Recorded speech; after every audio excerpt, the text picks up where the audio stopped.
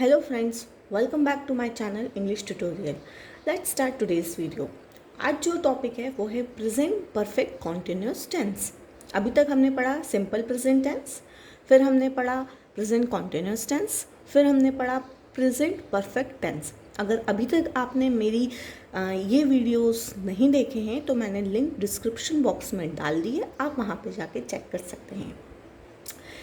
आज जो हम टॉपिक लेके आए हैं वो है प्रेजेंट परफेक्ट कॉन्टिन्यूस टेंस. तो सबसे पहले देख लेते हैं कि प्रेजेंट परफेक्ट कॉन्टिन्यूस टेंस क्या होता है. अब जैसा कि ये नाम ही हमें सजेस्ट कर रहा है कि ये इसमें परफेक्ट भी है, इसमें कॉन्टिन्यूस भी है और ये प्रेजेंट भी है. मतलब अभी तक हमने जितने भी टेंसेस पढ़े उन सारे टेंसेस, उन तीनों टेंसेस का मिश्रण हम प्रेजेंट परफेक्ट कॉन्टिन्यूस टेंस को बोल सकते हैं.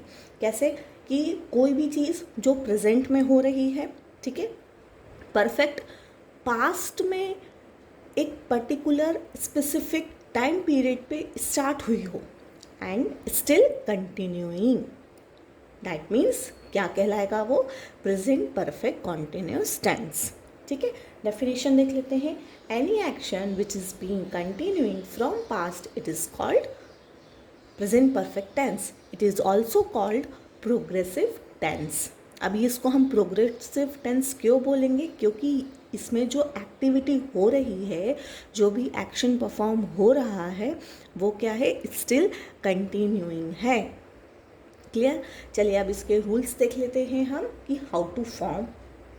तो हैज़ और हैव के साथ हम लगा देंगे been plus present participle.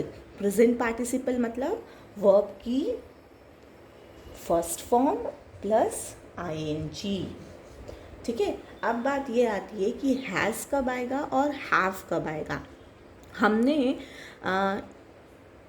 Perfect tense में देखा था हैव और हैज़ कब आएगा. सिमिलरली यहाँ पे भी वही चीज़ है. थर्ड पर्सन सिंगुलर के केस में आएगा हैज़, थर्ड पर्सन सिंगुलर के केस में आएगा हैज़, और बाकी जगह मतलब first person singular plural, second person plural, third person plural के केस में आएगा हैव. ठीक है, परफेक्ट टेंस में हम हैज़ और हैव के बाद वर्ब की थर्ड फॉर्म लगाते थे. ठीक है, यहाँ पे हम क्या लगाएंगे, बीन, और वर्ब की फर्स्ट फॉर्म लगेगी प्लस आईएनजी जो कि कॉन्टिन्यूस टेंस यानी कि present participle, and then rest of the sentence. चलिए अब इसके रूल्स देख लेते हैं कि ये प्रेजेंट परफेक्ट टेंस कब कब यूज़ होंगे, कौन कौन सी सिचुएशंस रहेगी जिसमें हम यूज़ कर सकते हैं. Unfinished action. अनफिनिश्ड एक्शन मतलब कोई भी ऐसा एक्शन जो कि पास्ट में एक स्पेसिफिक टाइम पे शुरू हुआ है लेकिन अभी तक कंप्लीट नहीं हुआ है. तो उस केस में हम सेंटेंस में सिंस या फिर फॉर का भी यूज़ कर सकते हैं. जैसे कि हम लीव एप्लीकेशन लिखते हैं आज की छुट्टी के लिए, तो हम क्या बोलेंगे, since 2 days, since last night. तो ऐसे सिचुएशन में क्या है कि अभी भी बुखार आ रहा है, suffering from any disease since last night, since 2 days. तो ऐसे सिचुएशन में क्या है, पास्ट में स्टार्ट हुई है वो डिजीज़ और अभी तक वो कंटिन्यू है. तो ऐसे सिचुएशन में हम कौन सा टेंस यूज़ करेंगे, present perfect continuous tense. For temporary habit और situation we don't know how long. मतलब ऐसी कोई भी सिचुएशन या ऐसी कोई भी हैबिट जो कि क्या है, टेम्परेरी बेसिस पर है और हमें ये नहीं मालूम है कि वो कितना और लॉन्ग जाने वाली है. तो ऐसे सिचुएशन में भी हम प्रेजेंट परफेक्ट कॉन्टिन्यूस टेंस का यूज़ करेंगे. Finished action. फिनिश्ड एक्शन में हम क्या करेंगे कि ऐसी कोई भी एक्टिविटी जो कि पास्ट में स्टार्ट हुई है लेकिन अभी अभी रिसेंटली फिनिश हुई है, अगर हम ये बोलेंगे रिसेंटली फिनिश हुई है, दैट मीन्स कि पूरी की पूरी एक्टिविटी फिनिश नहीं हुई है, लेकिन अभी प्रेजेंट टाइम के लिए वो कुछ समय के लिए रुक गई है। जैसे कि मान लीजिए आप पढ़ाई करने बैठे हैं, अब पढ़ाई करने आप सुबह 8 बजे से बैठे हैं, ठीक है, अभी आपने थोड़ा ब्रेक लिया है, तो आप क्या बोलोगे? I have been studying since morning. अभी आप नहीं कर रहे हो, मतलब रिसेंटली स्टॉप हो गया है, लेकिन वो जो एक्टिविटी है पूरी कंप्लीट नहीं हुई है, पास्ट में लेकिन स्टार्ट हुई थी। क्लियर? मतलब उसको अभी हम प्रेजेंट टाइम में सी कर सकते हैं, हेयर कर सकते हैं, फील कर सकते हैं। हम देख सकते हैं ना कि अभी पढ़ाई थोड़ी देर के लिए रुक गई है, लेकिन वो पूरी की पूरी एक्टिविटी फिनिश नहीं हुई है। नेक्स्ट है, it focuses on the action itself. Present perfect continuous tense किस पे फोकस करता है? एक्शन पे। चलिए अब एक्सरसाइज से समझने की कोशिश कर लेते हैं और डिटेल में। पहला है, they have been talking for the last hour. अब यहाँ पे क्या है? रिसेंट पास्ट की बात हो रही है। रिसेंट पास्ट मतलब पिछले कुछ घंटों से वो बातें कर रहे हैं, जो कि स्टिल कंटिन्यू है, that means present perfect continuous tense. तो रूल के अनुसार हम क्या लगा देंगे? दे हमारा क्या है? सब्जेक्ट, जो कि है third person plural. Third person plural के साथ हम क्या लगा देंगे? Have plus been plus present participle. Present participle क्या है हमारा? V1 plus ing, talk plus ing, that means talking, and then rest of the sentence for the last hour. Clear? Next है, she has been working at that company for 3 years। अब इस sentence में क्या बात हो रही है कि पिछले 3 साल से वो उस कंपनी में काम कर रही है।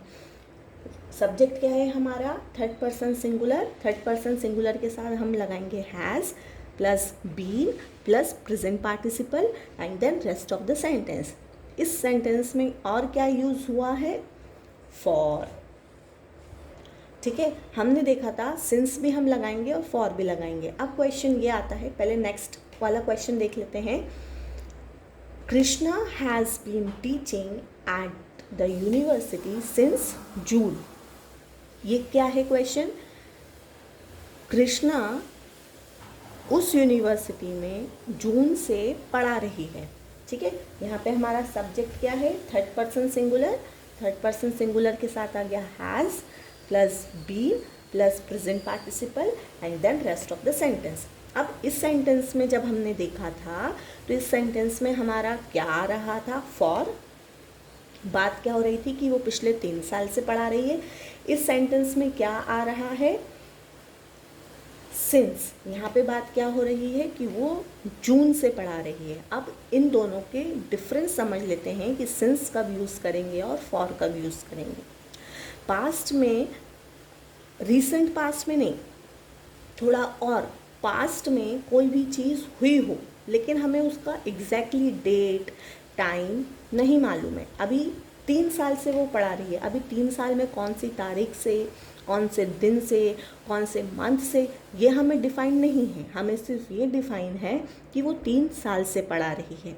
तो लॉन्ग पास्ट में कोई भी चीज़ हुई हो लेकिन स्पेसिफिक हमें एग्जैक्टली नहीं पता हो, तब हम फॉर यूज़ करेंगे। ठीक है, और जब हमें स्पेसिफिक पता हो कि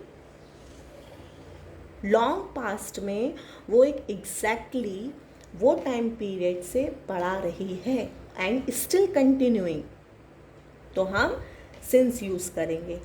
month, exact date, exact years के केस में हम सिंस लगाएंगे। वहीं पे जब हमें रैंडमली कुछ बोलना हो कि इतने सालों से वो काम चल रहा है, इतने सालों से वो काम कर रही है, तब हम फॉर का यूज़ करेंगे। क्लियर? नेक्स्ट है, we have been waiting here for 2 hours। ठीक है, यहाँ पे क्या बात हो रही है? रीसेंट पास्ट की बात हो रही है, 2 hours। और ये क्या है? स्टिल अभी भी इंतज़ार हो रहा है, that means present perfect continuous tense. और हमें तो हम क्या लगा देंगे, फॉर लगा देंगे।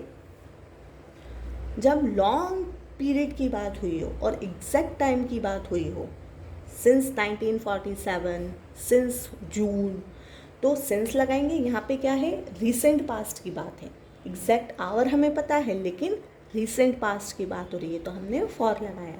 बाकी सेंटेंस क्या है, ये हमारा क्या है, वी, जो कि सब्जेक्ट है हमारा फर्स्ट पर्सन प्लूरल के साथ हमने लगा दिया have plus been, then present participle and then rest of the sentence. Next है, Leena has not been participating practising her lesson. अब present perfect continuous tense negative sentences के लिए भी यूज़ हो सकता है। ठीक है, नेगेटिव सेंटेंस का रूल क्या रहेगा, हमारा सब्जेक्ट क्या है, थर्ड पर्सन सिंगुलर, उसके साथ हम लगा देंगे हैज़। अभी तक हमने क्या देखा था, प्रेजेंट परफेक्ट टेंस में और प्रेजेंट कॉन्टिन्यूस टेंस में, कि हम ऑक्सिलरी वर्ब के बाद और मेन वर्ब के पहले नॉट लगाते थे। यहाँ पे हम क्या करेंगे, हैज़ और बीन के बीच में नॉट लगाएंगे। Subject plus has plus not plus been and then present participle and then rest of the sentence. That's all for today. If you like my today's video, press the like button and for more videos subscribe to my channel. Next video में हम लाने वाले हैं simple past tense. Thank you.